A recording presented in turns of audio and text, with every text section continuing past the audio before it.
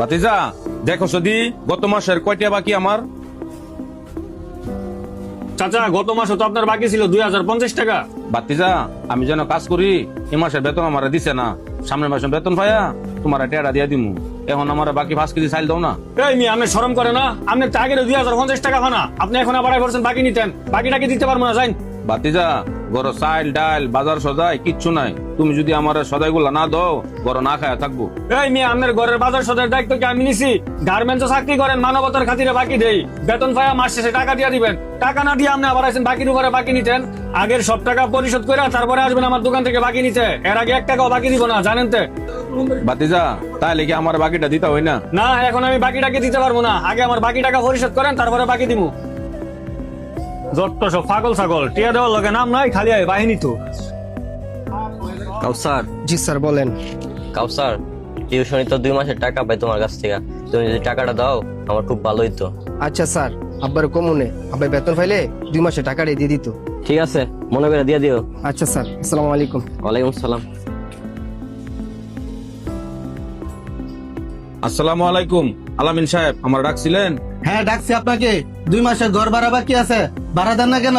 এই মাসের বেতন দেওয়া পাইছি না, এজন্য ঘর ভাড়া দিতে দেরি হইতাছে। আপনি বেতন পাইছেন কি পাইছেন না ওটা আমার দেখার বিষয় না।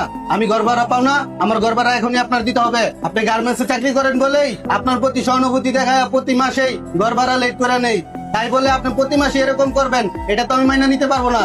আলামিন সাহেব সামনের মাসে আপনি ঘর ভাড়া টাকাটা পুরা টাকাটা দিয়ে দিমু। ঠিক আছে, সামনের মাসে যদি ঘর ভাড়াটা না দিতে পারেন তাইলে আমি আপনার ঘরে তালা মেরে দিমু, পরে কোনো অজুহাত চলবে না।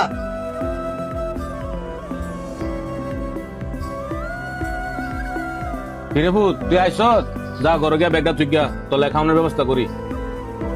আব্বা এই নেও, 10,000 টাকা আছে, মুদির দোকানের ব্যাগটা ভাঙ্গালেও। আর এনতে ঘর ভাড়া দিয়ে দিও, আর বাকি টাকা ঘরের মধ্যে কিছু বাজার সদাই করো।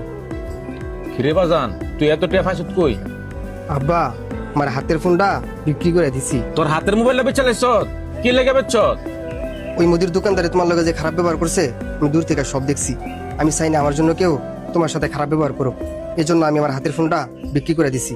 এই টাকা দিয়া মুদির দোকানদারের ঋণ পরিশোধ করে দিও। আব্বা কাল থেকে আমি সিদ্ধান্ত নিছি পড়াশোনার পাশাপাশি নিজেই কিছু একটা করবো। গার্মেন্টসের মধ্যে তোমার কাজ কম, ঠিকঠাক মতো বেতন দিতেছে না, এই জন্য আমি সিদ্ধান্ত নিছি নিজেই কিছু করবো কাল থেকে।